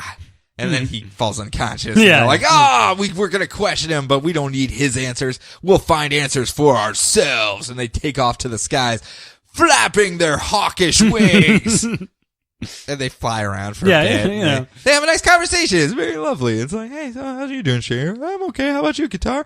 Not too bad. How are things at the museum? Oh, they're not too bad. That's good. Got a new mummy. Oh, how nice. And they find, as the sun is rising, using their keen hawk vision, they can see across the city, and they see the cloaking field shimmer. And they go, that's Shadow Warrior technology, and they soar on over there. But the Shadow Warriors see them coming, Brian. And so we are introduced to one of the deadliest foes ever to grace the pages of DC Comics. I feared for Batman when he had to deal with a very similar foe by the name of Man-Bat. But in this case, a flock of man-hawks. Man-hawks? Man-hawks are released from their cages to attack Hawkman and Hawkgirl. They are hilarious and terrifying. It is kind of like weird vulture hawks with like old man faces and gizzards for their neck. I'm like, that's kind of creepy, to be honest. It's kind of an amazing design. I have never seen these things ever. I've never heard them mentioned before. It's like Jason and his Argonauts should be fighting them. Honestly, yes. There should be a golden fleece here somewhere. Yeah, But instead... Or a robotic owl, at the very least. Luckily, we have Hawkman and Hawkgirl there, though, that are going to save the day because they have an aerial ace combat fighting, flying around all over the place, zipping through buildings, flying through smokestacks, and doing barrel rolls. Do a barrel roll! And just making these little man-hawks fly into walls and everything until there's just one left. And then they beat it up and throw it through the cloaking field so that they can just, I don't know, have a dramatic entrance when they crash into the Shadow Warriors. They're like, here's your man-hawk back! And that's verbatim what they say, by the way. And all the Shadow Warriors are like, it's Hawkman and Hawkgirl. What do we do now? Well, let's have one guard take a pot shot at him and see how that works out. And they just like smack the gun out of the guard's hand. They're like, nope, that plan didn't work whatsoever. Well, I guess we'll just tell them what we were doing instead. Good plan, leader.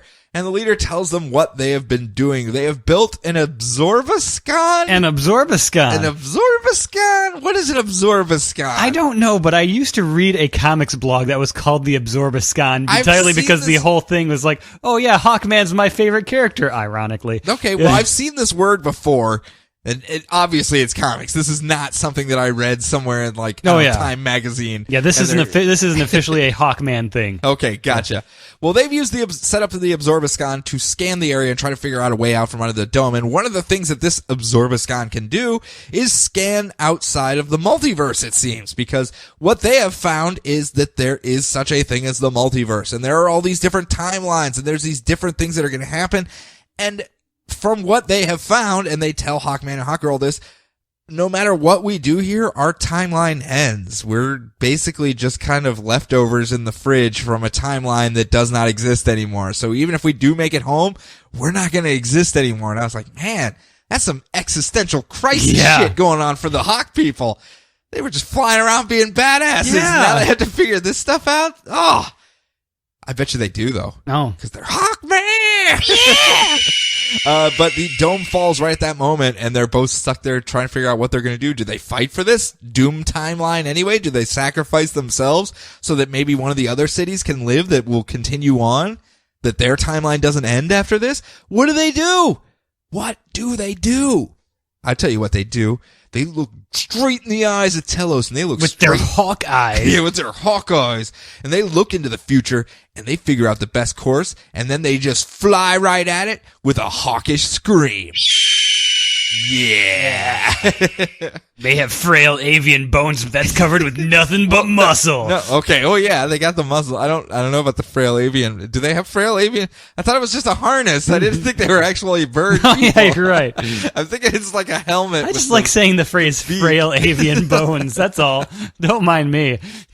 Again, in all honesty, this issue wasn't bad at all. It's probably the most fun I've had reading Hawkman. Not counting the parts where he is a set piece.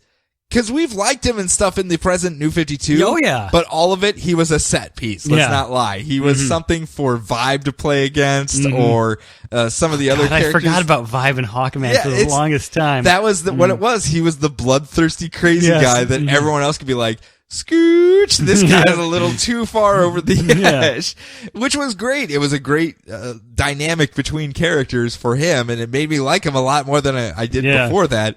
But, I mean, him actually talking and me going, yeah, Hawkman, you're actually not that bad of a guy, is a rarity, and this is one of the issues that pulled it off. So... next up, don't mock us for our extreme Hawkman reviews. All right, so Convergence, the new Teen Titans. It's the old new Teen Titans. Yes. That's what the book was called when it was coming out. Okay. Just as all new X-Men is going to be very awkward about 10 years from now. Yeah. Now, especially because that was then. Yeah. Hey, remember when Marvel Now? You mean the books are having it? No. And Nicola Scott, who's always awesome and reliable. So very nice much so. Nice to see her doing this as well. So we check in with the new Teen Titans to see what they're up to under the dome. So Wonder Girl, Donna Troy, is all sad that her husband, Terry Long, is not under the dome and she can't run her hands through his luxurious beard. So Nightwing and his new wife, Starfire, awkward, are flying around in jetpacks and fighting bad guys. Hey, Starfire, stop trying to kill those criminals. God, honey, why won't you respect my Tamaranian culture of just killing dudes? Yeah, we're heroes here. I can just kill people. No one's gonna mind. We got plenty of people under the dome here. Yes. Why won't you let me participate in the killing? You are such the downer. Yes. Quite the glibnarch. So Beast Boy is keeping an eye on Cyborg, who is slowly dying because while the stuff that powers his robot parts is still regenerating, but the robot parts themselves are degrading. Yes. So not going to be Cyborg and there's much no parts longer. to repair him with whatsoever. Yeah. Oopsie. Yeah. And Cole, who has like Iceman powers, but with crystals, and a really, really messed up backstory, as we see in the back pages, is whining about how her boyfriend Jericho just won't share his feelings with her. And Donna Troy has to kind of sit her down and take her side and say, Cole, sweetie, you know that Jericho can't talk, right? But he just won't share his feelings. Dear, he just stares at me I know every you were time. genetically created in a lab, and you've got a creepy cockroach lady as your mom, but that gives you no excuse to not understand this. Why won't he just say he loves me, though? Okay, again, do you need a chart? Are you more of a visual learner, Cole? How do we do this? So, and then, of course, the dome comes down, and they get attacked by the Tangent Universe's Doom Patrol. Which leads to a very comical confusion scene. Which consists of Doomsday, Star Sapphire, Firehawk, and Rampage, question marks? Question marks? Because while I'm vaguely aware of the Tangent Universe, these are the most... Yeah, this is deep cuts this into is the like Tangent the Universe. H list of the Tangent Universe. Even Justice League of America, when I do it next, it's like a deep cut into the Tangent Universe. Yeah. I was like, holy crap, they made this? Yeah. It was a big event. It's like the 5th week event for like 3 years. So they know that they were created in the late 90s because the guy I think is Rampage has that horrible haircut where everything is shaved except the hair on top and is parted down the middle. That's how you know it was the 90s. That was my haircut. No, I just had the middle part. Okay. I had the eyeball drapes. Oh, I'd have the to always hair- just the like hair move the drapes, hair yeah. out of my eyeballs. Yeah. Like I See, this is the shorter version that was always yes. accompanied by someone wearing one of those like Nautica Tommy Hilfiger knockoff shirts. Yep. Everyone I couldn't stand in high school. Sorry, everybody that wore that. So they fight. They're too evenly matched, so they retreat. And the Doom Patrol hair guy says they can take apart Cyborg and use his power source to build a portal back to their Earth. And they go back. All the Titans are mopey. And Donna's all, "Hey, Nightwing, stop being such a jerk to your wife." So I was like, well, okay. So the first thing he does after she says that is goes onto his Commodore 64 Tinder app and starts sexting with Doom Patrol's Firehawk because Dick Grayson. I think you might be reading a little more into that. I am.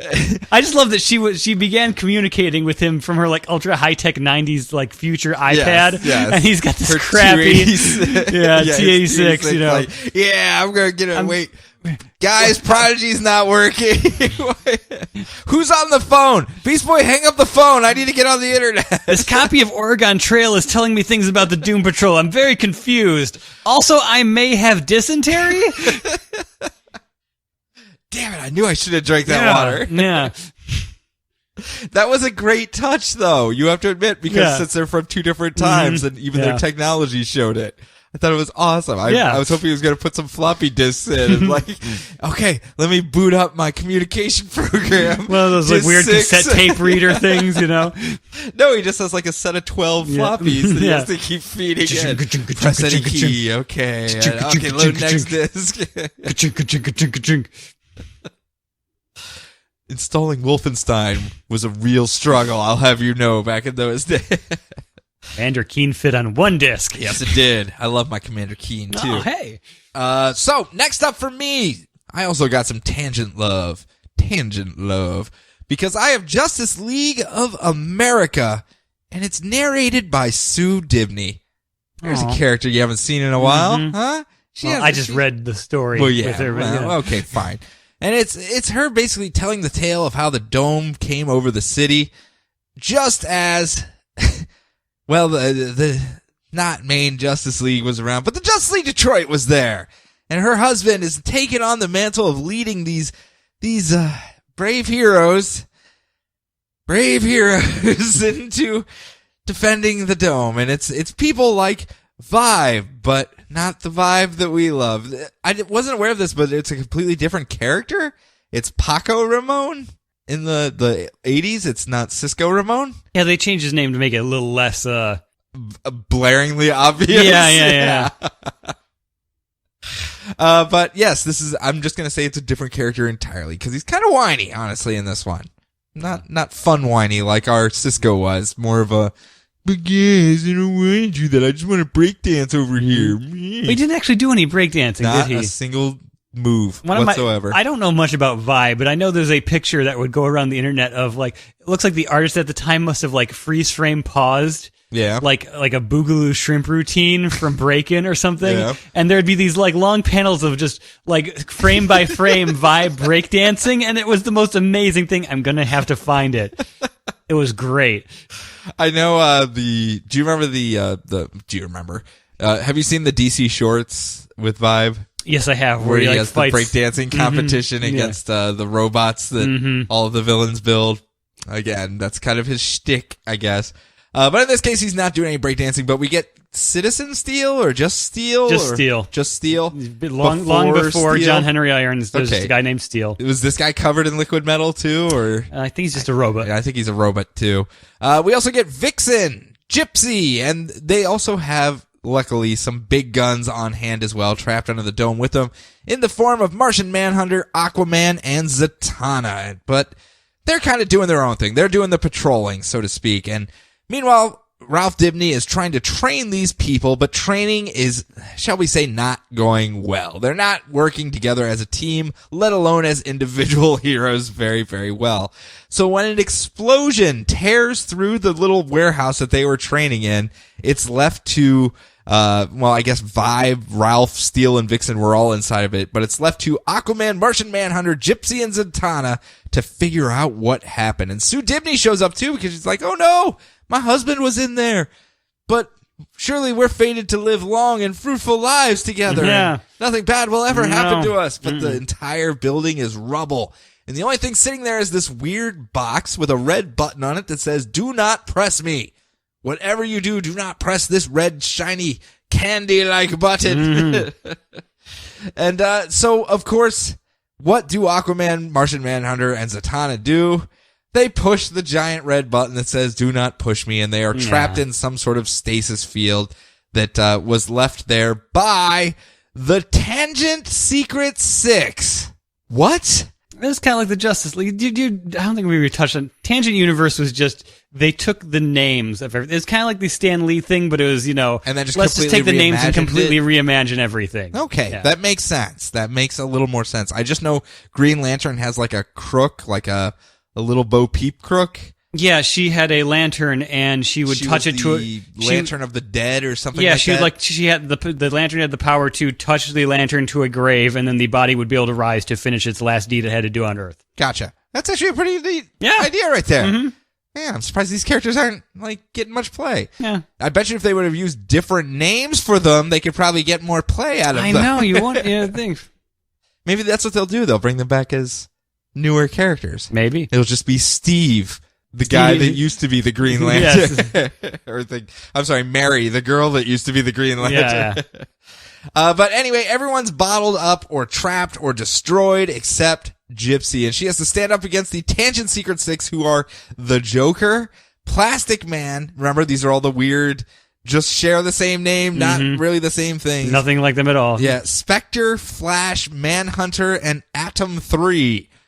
Because 1 and 2 didn't pan out, I guess.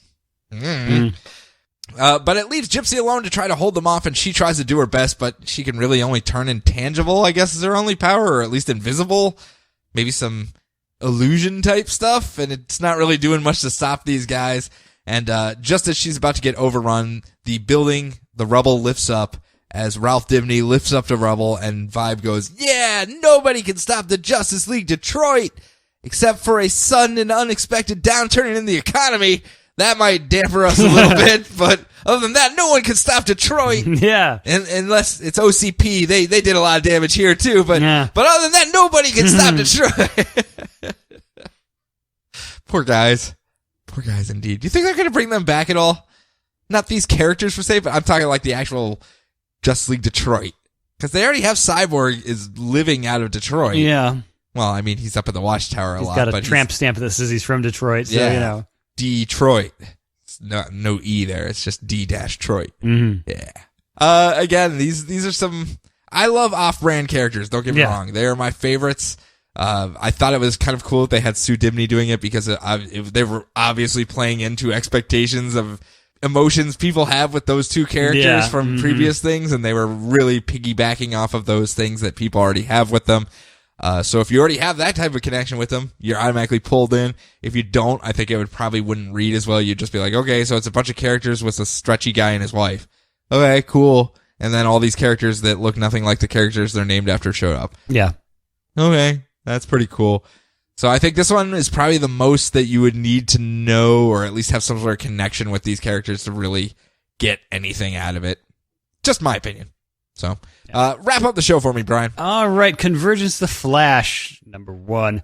So the Flash is trapped in the dome without Iris because he's run through Gotham City. Man, you think he would have made it out the other side? You would think. You would probably think. stop for some gelato. Mm-hmm. That Gotham gelato, man, it's so good. Yep. So good. Yeah, and so he's like tears. I cry. It's worth risking the crime to have the gelato. Once it touches your tongue, you're like, oh, it was worth it. That's why everyone lives The there. Man-Bats were worth it for this gelato. But Man-Hawks, no. You gotta draw the line somewhere. Right out. So he's all mopey and he can't run fast and it's driving him crazy. People are passing him in the park on like the running paths and it's just infuriating. And his hot lab assistant at work keeps flirting with him, but he can't do anything because of his girlfriend he can't see. It's infuriating. Then he hangs out with Bruce Wayne on his lunch break and he's just like, all, wait it out, dude. And I'm super rich. And it's just infuriating. It's not that bad. I can still just hang out here. I got all my money still. And then the domes come down, he gets his powers back, and he is immediately confronted by the Tangent Universe Superman, actually, Tangent Universe the Superman, who is crazy and hyper-evolved and thinks he's a god, and the best way to save the world is to take it over. And also his name is Harvey Dent. What? Yeah, I know, right? So it's like Harvey Dent becomes Superman? He is a tall African-American gentleman who just happens to be named Harvey Dent, and for some reason, he gets hyper-evolved like 1,000 years past regular humans. So he's like a Captain Comet Neo-Sapien type thing? Yeah, kind of like that. Okay. Yeah. Decides to take over the world. Okay. Yeah. Fair enough. This is pre-Crisis Barry Allen. Yeah. Who had a lot of things going for him a lot of before things the happened. crisis. Okay, before we go into that stuff, I just want to say the artist Federico Dell'Occhio, which I'm probably just butchering. Dell'Occhio.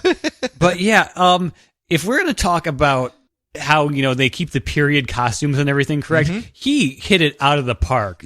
Supporting members, like just people on the street and stuff as well. Just random people on the street were just wearing 80s stuff. Yeah, I thought that was a had the great haircuts. touch. It was an amazing touch. He put a lot of work into this. Yep, it was very impressive. Again, that's what I was saying earlier in the show about these issues.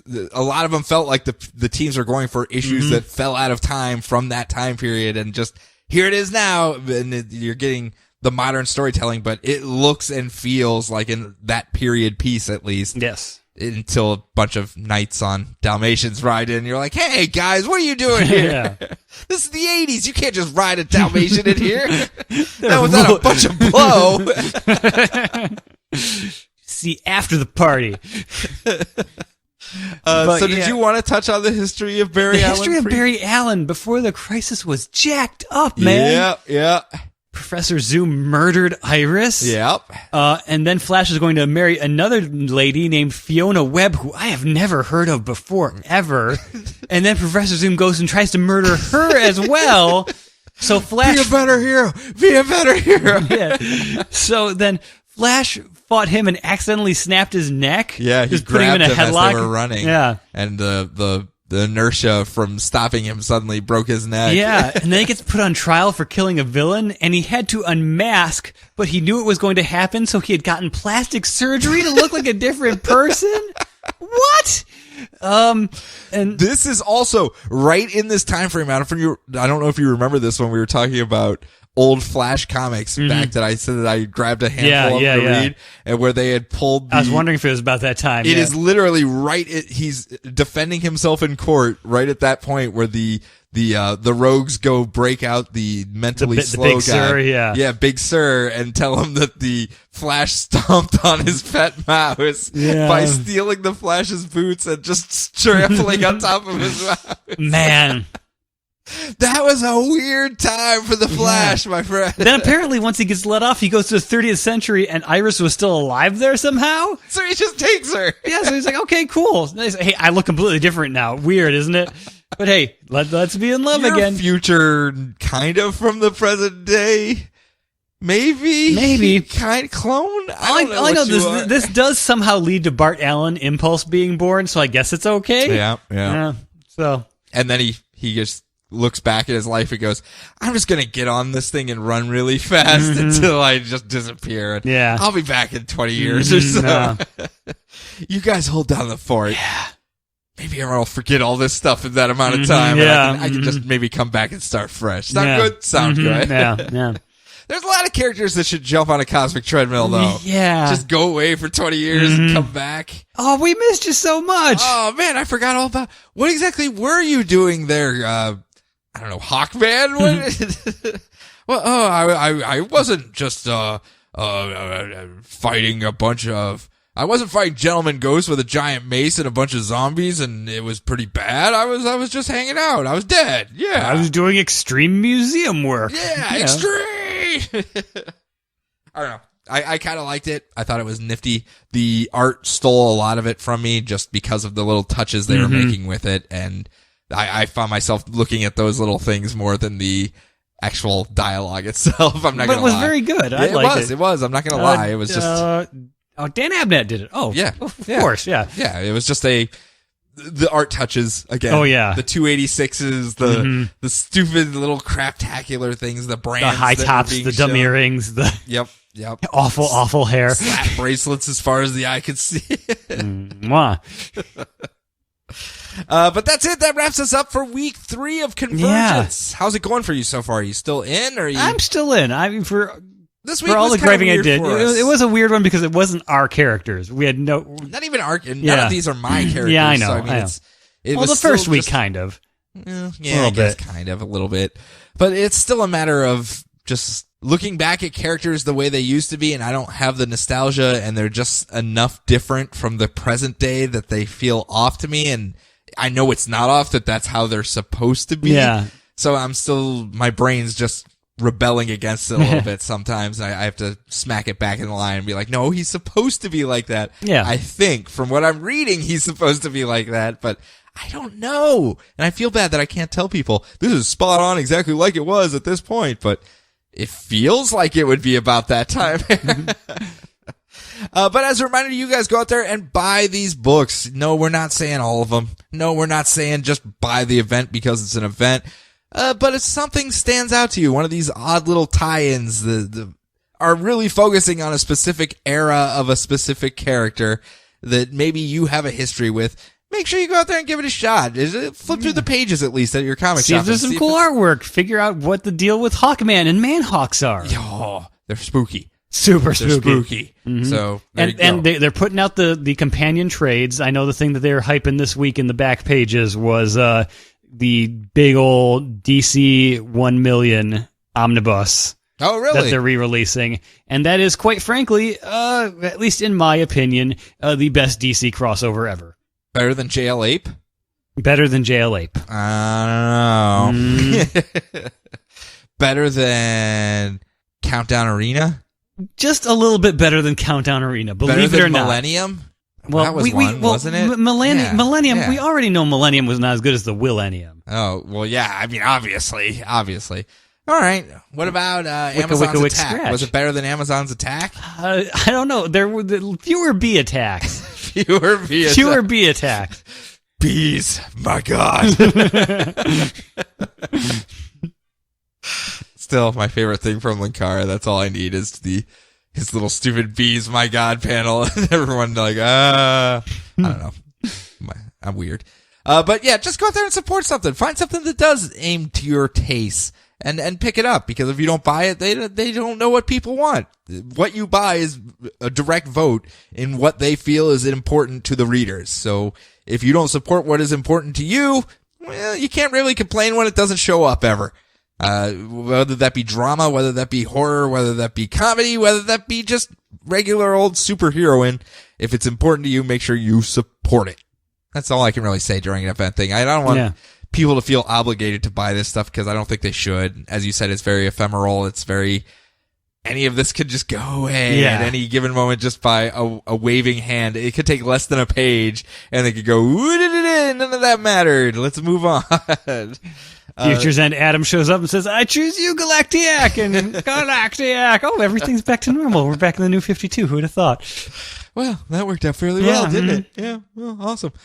So next week, we have another batch of books, and I don't know what we're doing. I think next week is the hodgepodge of random Earths, like odd side stories and one-shots and like your Red Suns and your just weird It's not stuff. Golden Age, it's just everything? No, I think it's just a hodgepodge of everything, actually. I don't know. We'll see. Some of them are Crisis again, right around the pre-Crisis era. So, I don't know. We'll find out. Next week, we have Convergence number 4. We have Convergence Action Comics number 1, where we're dealing with I'm sorry. Let me get this straight first here. Pre-Crisis Superman and Power Girl team up to stop a nuclear strike by Lex Luthor and Stalin from Red Sun. That won me over right there in one sentence. We got Stalin. They got Lex Luthor and Stalin versus Superman and Power Girl. Did you ever see that? Did you ever see that old episode of The Tick where the Terror had a team that had a guy named Stalin on the team? No. He's like, we got Stalin. We're gonna win. We're gonna beat you. And it's like, actually, I am Stalingrad. I did my thesis on Stalin in graduate school. I use that as my supervillain identity. It's like, no, we got Stalin. It's great. We also get Convergence Blue Beetle number 1, which is pre-Crisis Blue Beetle. And it looks like he is just palling around with Captain Atom and the Question. Like the old, Dan Garrett one? Yeah, it's the old school Blue Beetle. Old school. Not, Jaime Reyes. Yeah, or Ted Cord. Yes. The one before. Yes. We get Convergence Booster Gold number 1, who's trapped with Rip Hunter and the other time travelers. Probably with the vanishing point stuff. Yep. And they're trying to figure out how to escape, but of course... we get Convergence Crime Syndicate number 1. The old school Crime Syndicate. We're talking Owlman with literally an owl head on his head. All right. And they are trying to... What does Hawkman think about that? I don't know. I don't know what he would say about that. I'm pretty sure it'd be something like this. Or at least something similar. But they are going to be facing off against the 1 million universe Batman and Superman. So there you go. Your 1 million's coming into play here. I didn't know they had a specific city in this. Yeah, again, it was on the list. So where is this list that I missed? It's at the end of Convergence 0. Man, I'm horrible at paying attention to things, apparently. Back in the book, you think it's just all notes and stuff. No, there's actual stuff right there. Here even, and I didn't flip to the back to even verify you. I guess you're right. Huh. Convergence Detective Comics number 1, which is pre-Crisis Helena Wayne and Dick Grayson fight side by side. Like Long Pants Dick Grayson? Long Pants Robin? Yes. Yes, it is still a Robin-esque costume. It's a very artistic cover, so I can't quite tell what the costume's supposed to be there. Convergence Infinity Inc. The heroes from Crisis on Infinite Earths.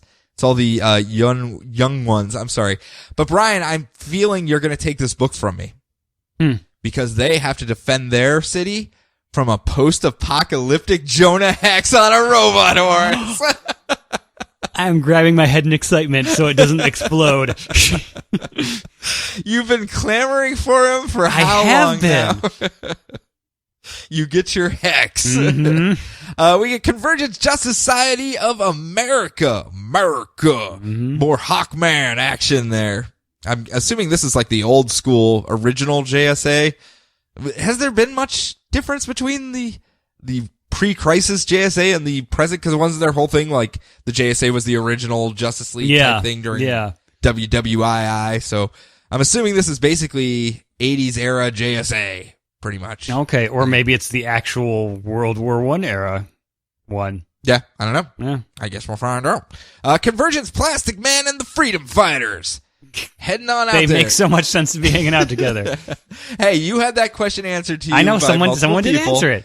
And still doesn't make any sense. They're but all at least from Quality Comics, and that's why they hang out together. Yeah. Convergence Shazam number 1. It's Shazam versus Steampunk as he goes to Gotham by Gaslight. Okay. That's an odd mix right there. Golly. Yeah. Convergence World's Finest Comics. World's Finest Comics #1. Looks to be the OG 7 Soldiers of Victory.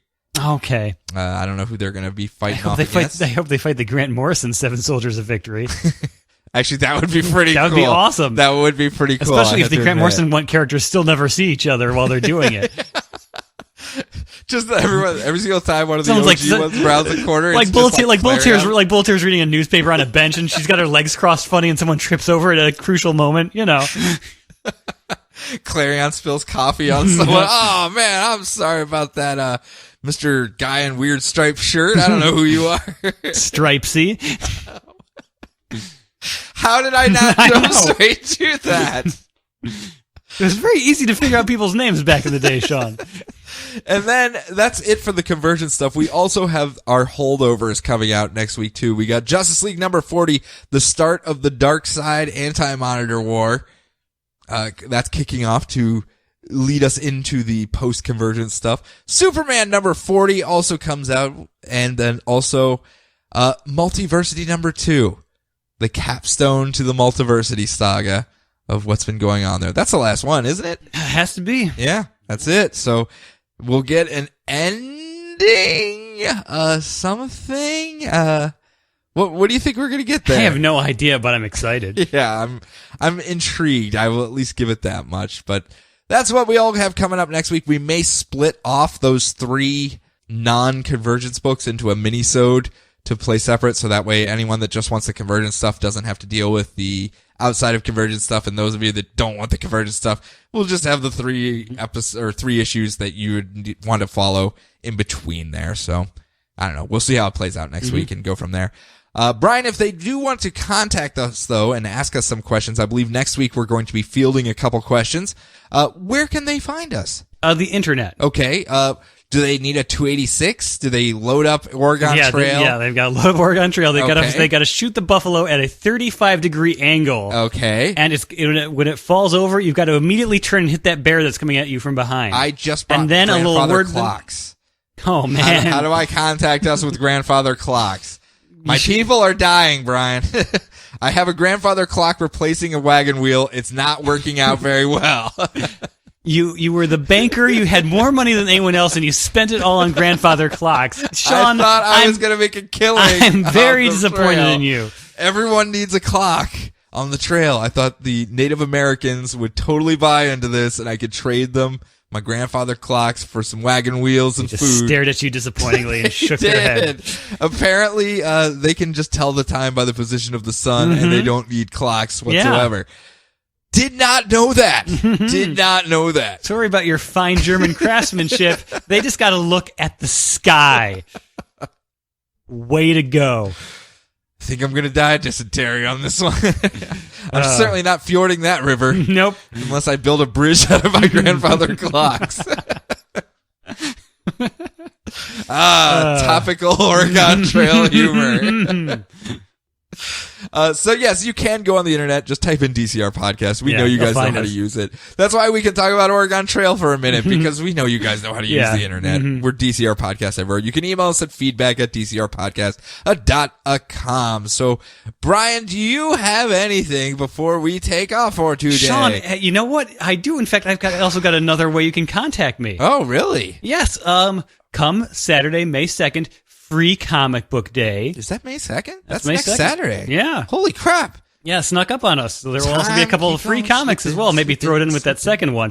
Into the future. Yes, but at Carol and John Comics in Cleveland from 10 to 2 on that Saturday, I will be giving out free sketches to people. Oh, sweet. Are you going to draw me something? No, you can ask me to draw you something at any time.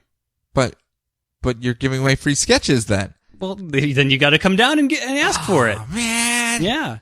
Can't I just call you and be like, draw me this, and then bring it over later tonight? I could. I won't do it from 10 to 2 that time, though. There'll be people But there. I requested a free sketch. Well, tough. You're a jerk. Yeah. You're the worst. Hawkman Come on in, hates you. talk about Demon Knights with me. See if I've made a terrible mistake. I don't know. Come see my poor judgment skills. Yeah. Watch as my future evaporates in front of me. Yes. Just watch me turn like the painting of Dorian Gray as the hours pass. You're kind of actually really selling this really well. I am. do kind of want to show up now Yeah. and just watch you choke. But See, no, besides that's great. my last name, I've also got the German habit of just enjoying Schadenfreude. So I think that's supposed to be other people's misfortune. yeah, not you're your right. own, though. Yeah.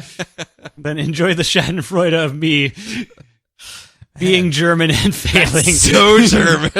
Yes. I even enjoy my own failure. The ennui, it is delicious. Yeah, but no, we have so much fun. They go like 10 times all out at this shop. So Don't they it's have gonna be a lot of fun. open space next door? Are they doing that again? I believe so. If as many other people are drawing as I am, there's going to be some space needed. So Sweet. So it's a whole big hullabaloo. whole big hullabaloo. And the night before, they do a midnight release too for the grown-ups, and there's like free micro-brewed beer and all sorts of other crazy stuff. It's fun. Cool. I'm not sure if most of our audience will be able to make that drive. Oh, but I know, but it's a bit of a if you live in the Cleveland area, Free Comic Book it's Day fun. loses its appeal when you spend $8,000 in plane tickets. Oh, I know.